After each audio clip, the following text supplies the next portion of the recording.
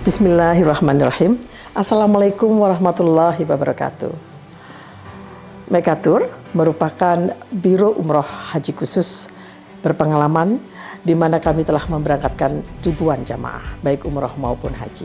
Mekatur dan Lizara menghadirkan layanan berkualitas dan bertekad untuk terus menjadi travel haji dan umroh yang teramanah dengan sistem akuntabilitas, terpercaya dan sehat. Didukung dengan tim yang berakhlakul karimah, profesional dan solid, kami siap melayani para tamu Allah dengan pelayanan yang prima dan dengan sepenuh hati.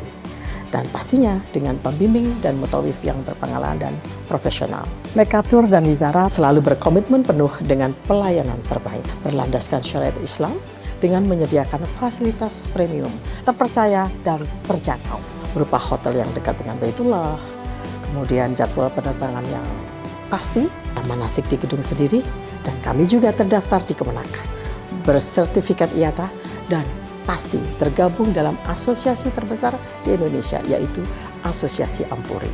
Mekatur terus berkomitmen untuk memberikan kajian edukasi serta tayangan-tayangan Islami dengan syiar dakwah kami melalui media podcast kami, dan dengan dukungan pastinya brand ambassador kami. Kami juga mengucapkan terima kasih dan apresiasi yang tinggi kepada pihak-pihak yang selalu membantu program CSR kami. Pastinya kami terus berinovasi untuk jamaah Mekatur. Untuk itu, silakan bergabung bersama kami. Mitra terpercaya Anda beribadah. Billahi taufiq wal hidayah. Wassalamualaikum warahmatullahi wabarakatuh. Assalamualaikum warahmatullahi wabarakatuh. Alhamdulillah, wassalatu wassalamu ala rasulillah wa ala alihi wa sahbihi wa mawalah. Wala hawla wala quwata illa billah. Sahabat Mekatur semuanya yang saya muliakan, alhamdulillah pada kesempatan kali ini kita dapat melanjutkan sesi pembahasan yang sangat istimewa. Kita akan sama-sama membaca kitab Riyadhus Shalihin. Pada kali ini saya akan memulakan dengan sebuah informasi. Kitab Riyadhus Shalihin ini disusun oleh Imam Nawawi dengan 19 kitab. Dengan masing-masing kitabnya ada topiknya, topik besarnya. Dan di bawah 19 kitab ini ada disebut dengan bab. Terdapat di dalam kitab Nawawi ini sebanyak 372 bab. Dan masing-masing bab di dalamnya terdapat kompilasi hadis-hadis Rasulullah SAW yang berjumlah 1896 hadis. Di Imam Al-Ghazali dengan metodologinya, kitab Riyadhus Shalihin ini di dalamnya ada 19 pembahasan. Dan masing-masing pembahasan ini oleh Imam Nawawi dikategorikan sebagai kitab. Di dalam kitabnya, di dalamnya ada namanya bab, al-bab. Ada 372 bab. Dan secara keseluruhan dari awal sampai akhir terdapat 1896 hadis. Istimewanya, ketika Imam Nawawi memulakan pembahasannya, di dalam kitab yang pertama beliau menulis dengan muqaddimah. Dan di awal muqaddimahnya, pembahasan yang beliau kemukakan adalah terkait dengan babun niyah, tentang keikhlasan. Dan pada kitab atau bagian besar yang terakhir, yaitu yang ke-19, yang terakhir, pembahasan yang terakhir, adalah terkait dengan kitabut taubah, kitabul istighfar. Jadi seolah-olah Imam Nawawi ingin ngasih pesan kepada kita bahwa kitab ini saya tulis dengan penuh kesadaran. Saya muqaddimahin dengan niat ikhlas Dan nanti pada saatnya ketika kitab ini selesai saya tulis, saya tutup dengan istighfar. Sebuah pernyataan, kesadaran, dan keinsafan. Pasti ada kesalahan. Sehingga taman surga orang-orang soleh itu adalah yang memulakan dengan niat yang ikhlas dan mengakhirinya dengan taubat dan istighfar. Dan ini ternyata menjadi tradisi dan kebiasaan para ulama. Paling tidak ada 3 alasan kenapa para ulama ketika menulis kitab, hampir dalam banyak kitab, selalu memberi muqaddimah dengan kitab Ikhlas yang pertama. Karena memang keikhlasan, niat yang ikhlas adalah faktor terpenting diterimanya amal. Sehingga para ulama mengingatkan kepada para pembacanya harus ikhlas. Menuntut ilmunya harus ikhlas. Mengamalkannya juga harus dengan keikhlasan. Yang kedua, kenapa para ulama selalu memulakan bab ikhlas dalam setiap kali menulis kitab? Ingin mengingatkan kepada semuanya bahwa semua harus diawali dengan keikhlasan. Sejak dari halaman pertama. Oke. Pemirsa Mekatur yang saya muliakan. Nah, kita akan memulakan pada kali ini muqaddimah pada bab yang pertama adalah bab keikhlasan. Dan Imam Nawawi memulakan dengan menghadirkan beberapa ayat. Yang pertama, beliau cantumkan sebagai muqaddimah surah Al-Bayyinah ayat yang kelima. A'udzubillahi minasyaitonirrajim. Wa ma umiru illa liya'budullaha mukhlisina lahuddina hunafa wa yuqimus salata wa yu'tuz zakata wa dzalika dinul qayyimah. Dan tidaklah mereka diperintahkan oleh Allah Subhanahu wa taala kecuali untuk menyembah Allah mukhlisina lahuddin, dengan tulus ikhlas. Agama ini betul-betul dijalankan, diimplementasikan, dipeluk, dihayati dengan penuh ketulusan hanya karena Allah Subhanahu wa taala. Hunafa, berpaling dari seluruh hal lain selain Allah.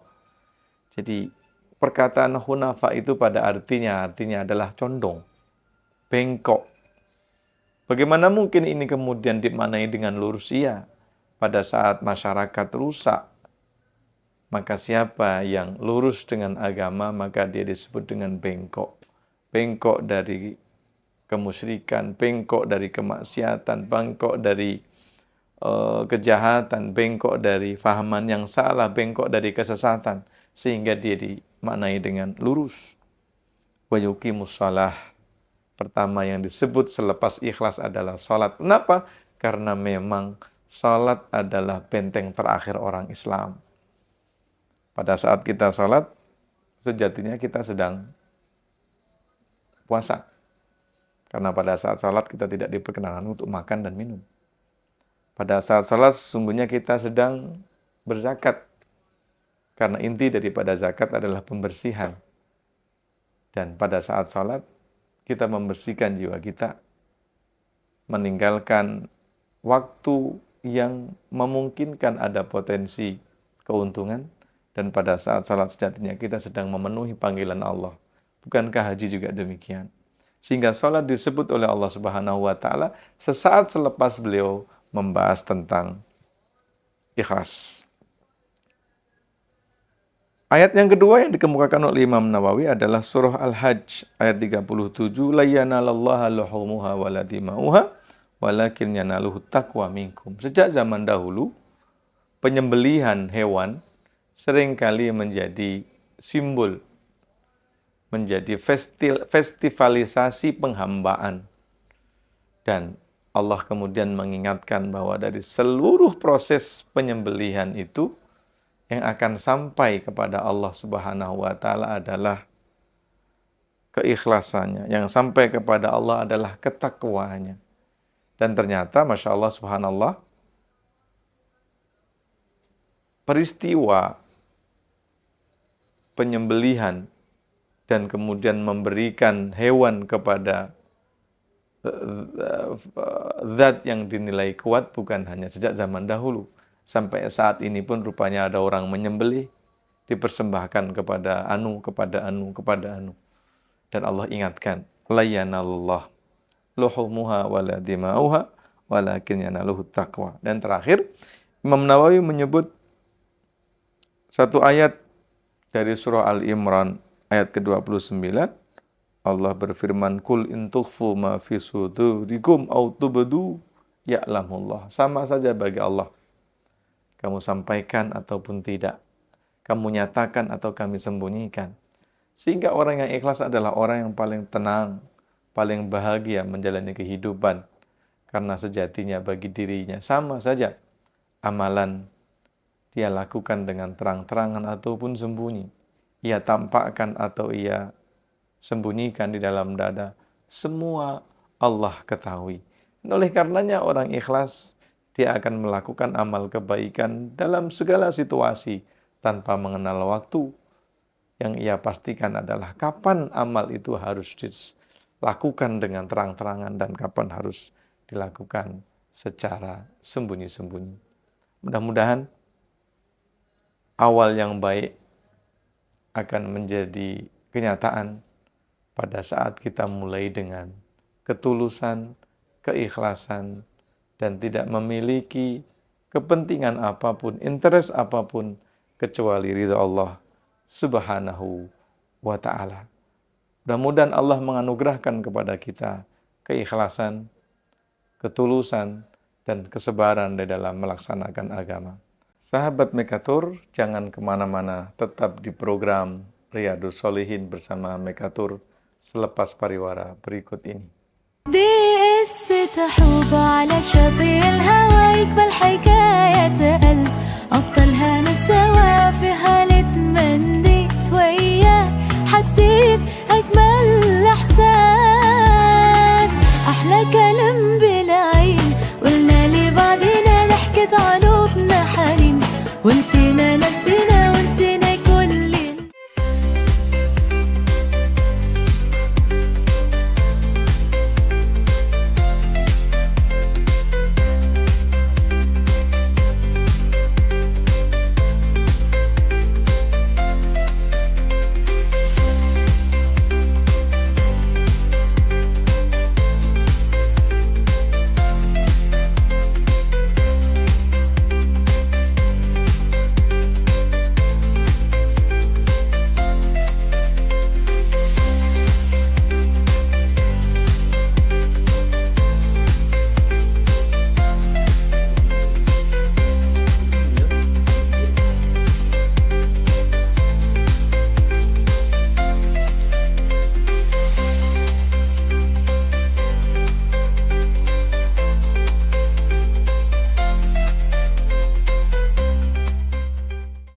Sahabat Mekatur yang saya muliakan, sebuah hadis yang diriwayatkan oleh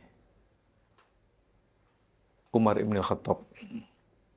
An Amiril Mu'minin Abi Hafsin Umar ibn Khattab bin Nufail ibn Abdul Uzza bin Rayah bin Abdillahi bin Qurtin bin Zarah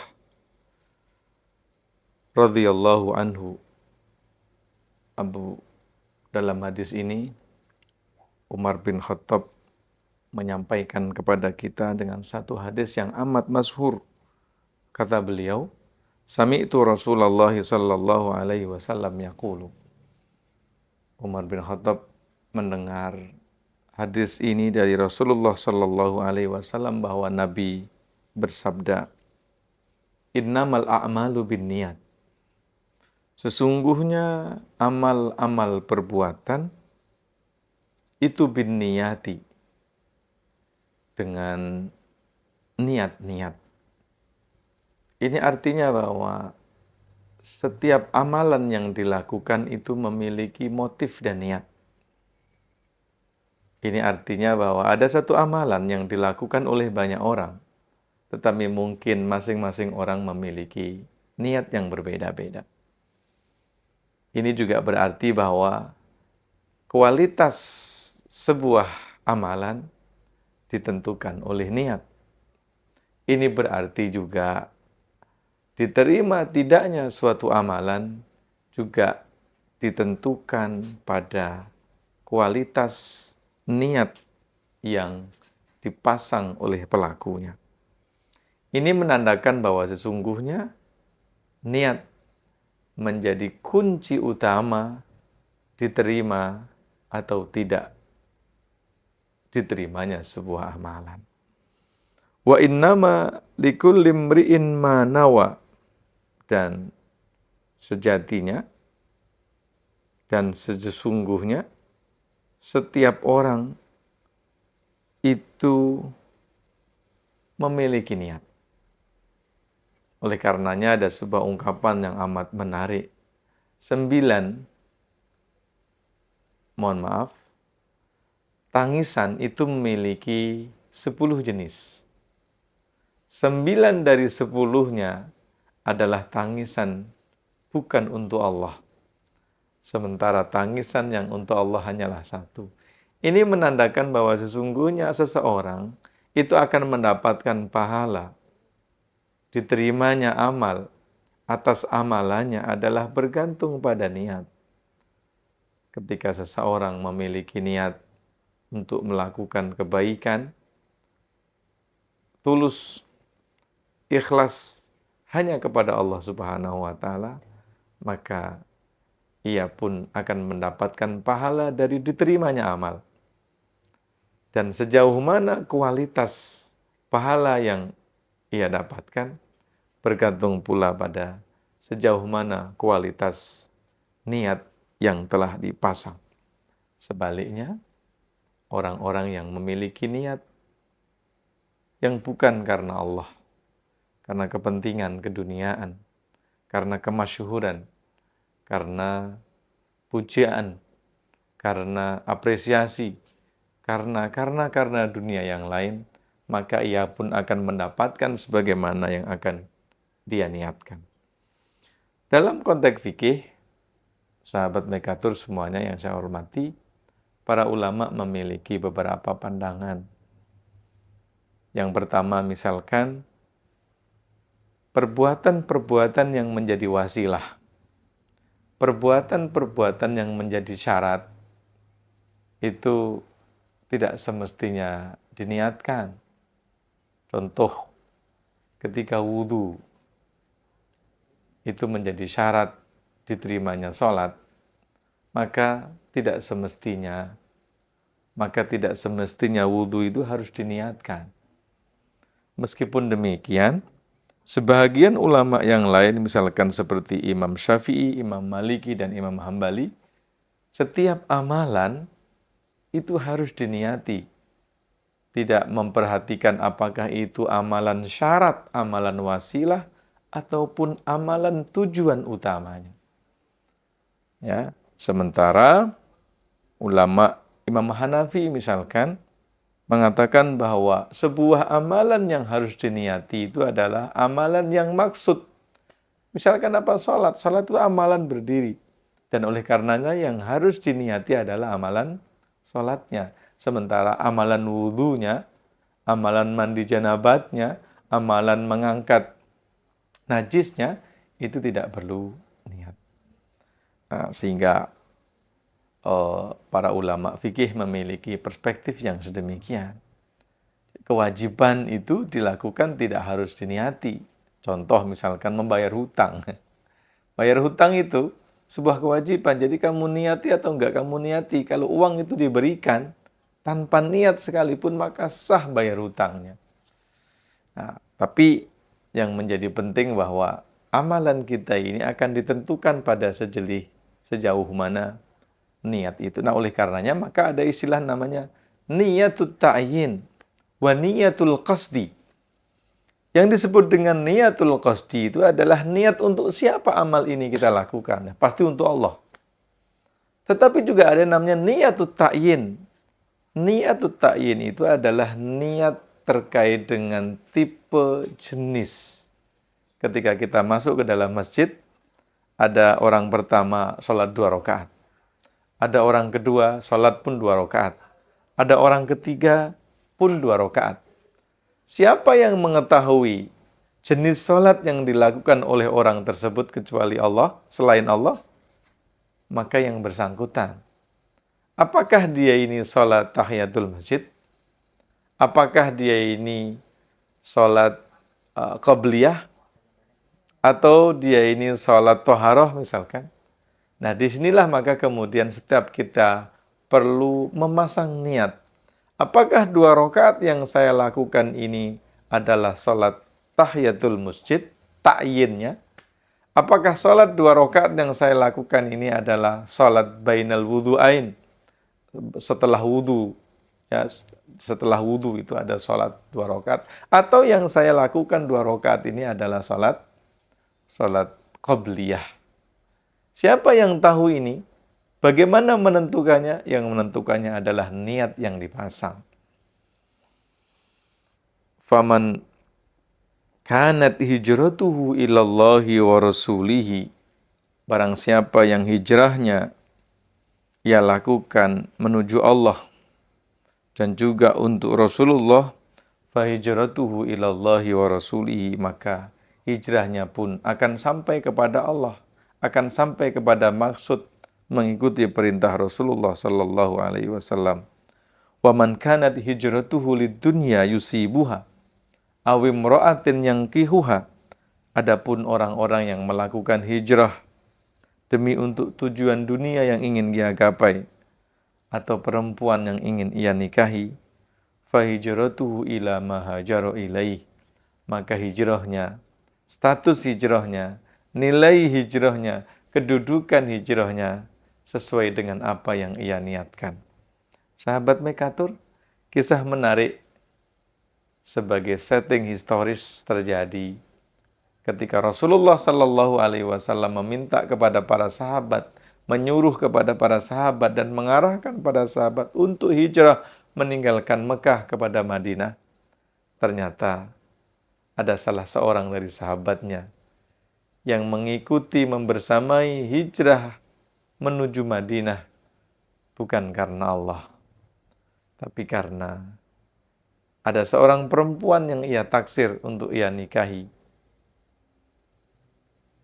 Maka ia mengikuti Rasulullah Sallallahu Alaihi Wasallam hijrah ke Madinah bukan karena betul-betul tulus merespon panggilan Nabi, tapi demi seorang perempuan yang amat ia kagumi, yang amat ia cintai dan akan ia nikahkan.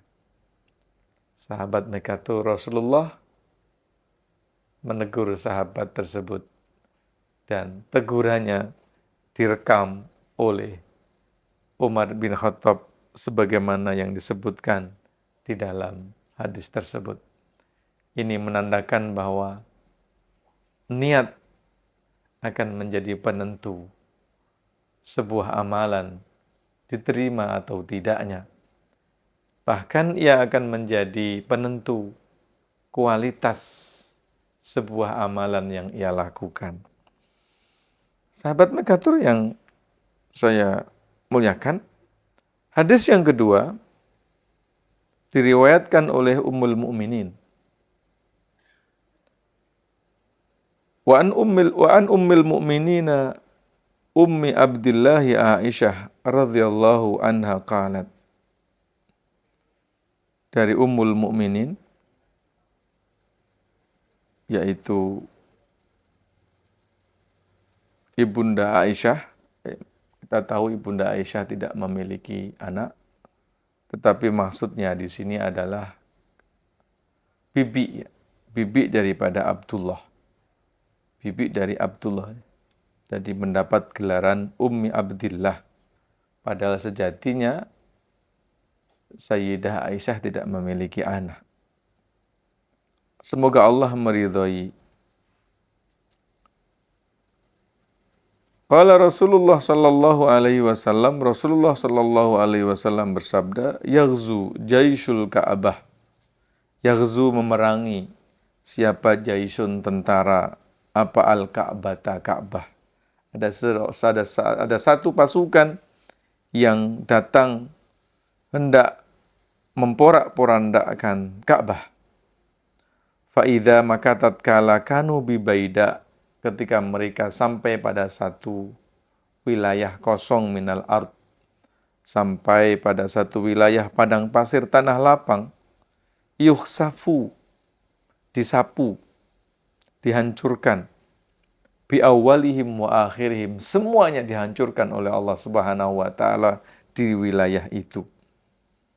Qalat, maka Aisyah berkata, qultu ya Rasulullah, wahai Rasulullah, kaifa yukhsafu bi awalihim wa akhirihim, bagaimana mereka ini dibenamkan seluruhnya dari awal sampai akhir, wa fihim aswakum, padahal di antara mereka ada orang-orang yang tidak ikut-mengikut, tidak ikut-ikut, tidak punya concern, tidak punya kesamaan, keinginan untuk menyapu Ka'bah, untuk memerangi Ka'bah. Wa man laisa minhum, dan ada orang yang bukan dari golongan mereka.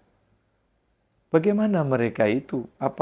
Kenapa Allah Subhanahu wa taala kemudian membenamkan semuanya dari awal sampai akhir, padahal di sana ada orang-orang yang tidak berdosa, ada yang kebetulan sedang di pasar, bahkan ada orang yang tidak terlibat di dalam usaha ingin menghancurkan Ka'bah. Qala, maka Nabi menjawab, yukhsafu bi awwalihim wa akhirihim, mereka semua dibenamkan oleh Allah Subhanahu wa taala dari awal sampai akhir. 6. Tsumma yub'atsuna ala niyatihim, mereka nanti di hari kiamat akan dibangkitkan oleh Allah Subhanahu wa taala mengikut bergantung pada niat-niat mereka. Muttafaqun alaih. Sahabat Mekatur, kalau seandainya terjadi wal iyadu billah, ada tsunami menimpa sebuah wilayah, ya, maka semuanya akan terkena. Yang kecil, yang besar, yang laki, yang perempuan, yang orang lagi maksiat ataupun yang lagi sujud, semuanya akan kena. Dan pada hari kiamat nanti mereka akan dibangkitkan sesuai dengan keadaan mereka.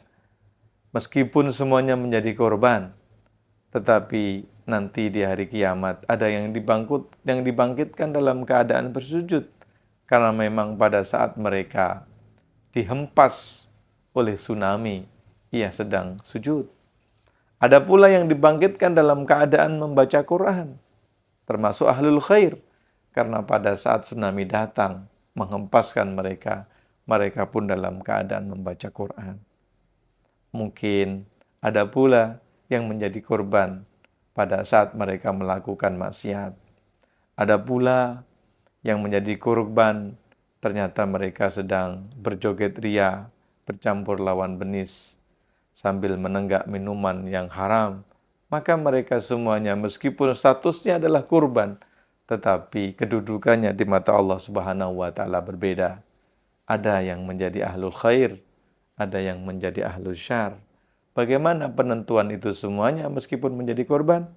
Penentuannya adalah yub'atsuna ala niyatihim. Mereka dibangkitkan dari masing-masing kuburnya sesuai dengan niat. Ini menandakan betapa penting dan fundamentalnya sebuah niat. Ketika terjadi sebuah kecelakaan beruntun, ada belasan kendaraan yang terlibat, sebagiannya ada yang wafat, sebagiannya ada yang luka berat, sebagiannya ada yang cacat, bahkan ada yang wafat pada saat itu juga. Korban-korban tersebut di hadapan Allah Subhanahu wa taala tergantung niatnya. Ada yang mungkin sambil berzikir pada saat mengendarai, mungkin ada yang sambil membaca sholawat, ada yang mendengarkan tilawah, ada yang mendengarkan ceramah, mungkin juga ada yang mendengarkan lagu atau bahkan mungkin juga menyanyi. Semuanya akan dibangkitkan sesuai dengan niat-niat mereka. Sahabat Mekatur, 2 hadis kita baca pada kesempatan kali ini. Mudah-mudahan menjadi pengingat untuk kita. Setiap lembaran hari yang kita lewati haruslah dibuka dengan niat yang tepat untuk Allah Subhanahu wa taala dan dengan niat yang tepat term and condition amal yang sedang kita lakukan. Terima kasih. Allahumma hadina siratal mustaqim. Assalamualaikum warahmatullahi wabarakatuh. Kami menurut Jamaah.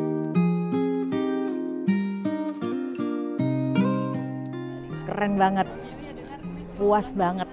Sampai di Mekah, alhamdulillah pelayanannya bagus, kita bisa tawaf atau umroh 2 kali.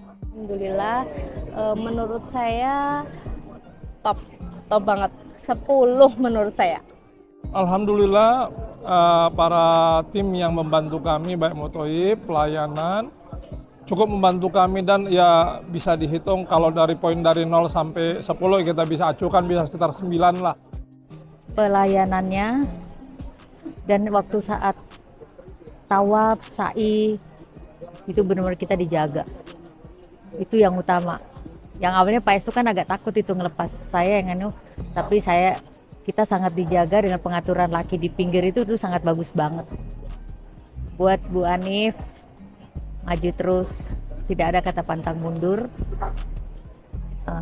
Dan itu tadi seperti yang selalu saya bilang juga ke Bu Hanif, top Marco top. Selalu saya ucapkan itu ke dia. Dari penjemputan kami yang dari stasiun, kemudian ke hotel, terus ke bandara, lalu ke Madinah, Mekah, dan lain-lainnya itu sungguh sangat luar biasa. Semuanya sangat ini ya, untuk kita para jamaah tidak perlu bawain barang kayak gitu, karena semua sudah ada yang menghandle kita jalan tidak usah membawa barang-barang. Ya, untuk hotel di sana juga alhamdulillah dekat dengan di Madinah dekat dengan Masjid Nabawi, di Mekah dekat dengan Masjidil Haram. Jadi untuk kita beribadah itu sangat nyaman. Tidak membuat kita capek karena kita tujuan utamanya adalah beribadah di sana.